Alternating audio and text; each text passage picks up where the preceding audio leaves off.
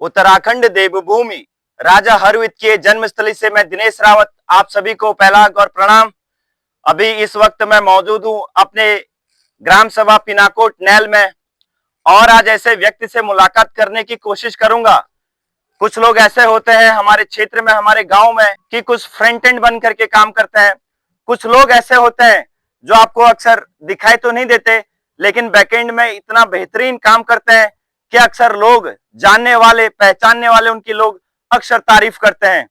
ऐसे हमारे साथ आज मौजूद हैं तल्ला सल्ट समाज समिति के संस्थापक, जिन्होंने इतनी बड़ी संस्था खड़ी करी है और अहम भूमिका निभाई है। अक्सर ये अपने एडवाइस समिति को देते रहते हैं गांव की तरक्की के लिए, हमारे क्षेत्र के विकास के लिए। सब भाई बंधु को प्रणाम और जय श्री राम।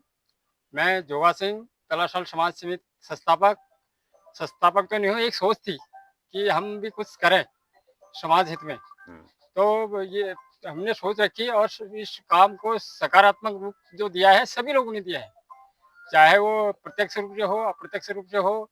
किसी ने धन रूप में दिया, किसी ने तन रूप में दिया, किसी ने मन रूप में दिया, और किसी ने आज की जो सोशल मीडिया है, जो आजकल का जो कल्चर है, उस हिसाब से सब ने दिया है। मैं आप सभी लोगों से प्रार्थना करता हूँ कि आपकी एक बार इस क्षेत्र में राजा हरवित तीर्थ स्थल स्नान घाट रामगंगा का किनारा है, बड़ा सुंदर रमणीय स्थान बनने जा रहा है। अभी तो हम बहुत आगे कोशिश करेंगे, आप लोगों की ही कृपा से, आप लोगों के ही सहयोग से ये काम सफल होगा, क्योंकि एक व्यक्ति के द्वारा नहीं होता है। कोई भी काम, कोई भी समाज किसी व्यक्ति विशेष के द्वारा नहीं होता, जन समूह द्वारा सबकी सहभागिता उसमें होती है। मैं कोई बिल्कुल एक साधारण आदमी हूं और मैं खुद अपना वो नहीं कर पाता, तो मैं इतना बड़ा काम कैसे करता। ये तो आप सभी लोगों के द्वारा हुआ है और इसमें सभी लोगों का सहयोग है, मेरा कुछ भी सहयोग नहीं है। मैंने केवल एक सोच रखी है और मैं सोच अभी भी रखता हूँ कि हम इसको और ज्यादा डेवलप बनाएं और ये पूरा क्षेत्र डेवलप हो राजा जी के नाम से।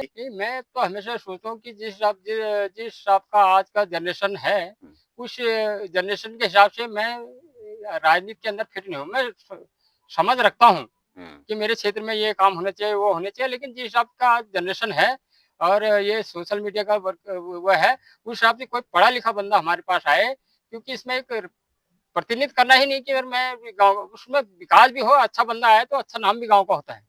क्या लगता है गांव में विकास तरक्की पर है या हो रहा है, धीरे धीरे हो रहा है, या विकास हो ही नहीं रहा है, पलायन अपनी चरम सीमा पर है? लोग यहाँ पर ना शिक्षा है, ना रोजगार है, ना स्वास्थ्य सुविधाएं, फैसिलिटी यहाँ पर है, इसलिए लोग पलायन करने पर मजबूर हैं।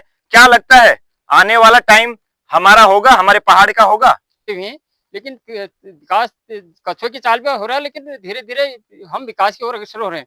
जहाँ तक पलायन की बात है, रोजगार के कारण पलायन नहीं हो रहा, और कुछ हमारी अपनी एक वो भी हो चाहिए कि हम शहरों में जाके अच्छा जीवन कर बनाएंगे, अपने बच्चों को अच्छा पढ़ाएंगे। उसका उस हिसाब का भी एक यहाँ पर चलन चल गया है। बच्चा गांव का हेल्थी है, वो शहर का बच्चा नहीं। यहाँ पहाड़ की है तो समय का कोई पता नहीं है, और अपनी मैं तो एक ही कहता हूँ कि अपनी इस जन्मभूमि को, इस पितरों की इस धरोहर को कभी त्याग के मत जाना। अभी उसका एसआईआर का चल रहा है। मैं सभी लोगों से प्रार्थना करता हूँ कि हर व्यक्ति अपने इस जन्मभूमि में अपना एसआईआर, अपना वोटर आई कार्ड बनाए, और जिससे कि आने वाले समय में हमारा क्षेत्र का परिसीमन भी ना हो, क्योंकि वोटर कम होने के कारण परिसीमन हो रहा है, तो हर बार हमारी सीटें कम हो रही है, जिसका आने वाले समय में बहुत बड़ा नुकसान हो गया है। तो जब हम ये यहाँ पहाड़ में आएंगे और अपने संस्कृति और संस्कार को लेके चलेंगे, तो हमारे बच्चे भी देखेंगे कि हमारे संस्कार क्या थे, हमारी संस्कृति क्या थी, हमारे पूजा पाठ की पद्धति क्या है, और हमारा जो रहन सहन है और जो आपसी भाईचारा है वो किस प्रकार था। आज पहले के सिस्टम क्या था कि हम 100 किलोमीटर तक के गांव के आदमी को, गांव वालों को, आदमी को पहचान देते, और आज ये नौबत आ गई हमारी कि हम अपने ही ग्राम सभा के लोगों को नहीं पहचान पा रहे। तो क्या वो 3 मुद्दे हैं जिसमें सरकार को सबसे ज्यादा फोकस करने की जरूरत है? मैं तो गवर्नमेंट सरकार से अनुरोध करूंगा कि पहले जब ये रोड़े थे तो पीडब्ल्यूडी के कुछ पुलिया टाइप के इन्होंने रखे थे। आज गांव-गांव में रोड आ चुके हैं, तो हर गांव से अगर सरकार 10-10 कुल्ली भी रखते हैं ना, तो गांव ऑटोमेटिक ही यहाँ पर वो हो जाएगा, क्योंकि रोजगार अगर यहाँ पर मिलना शुरू हो जाएगा ना।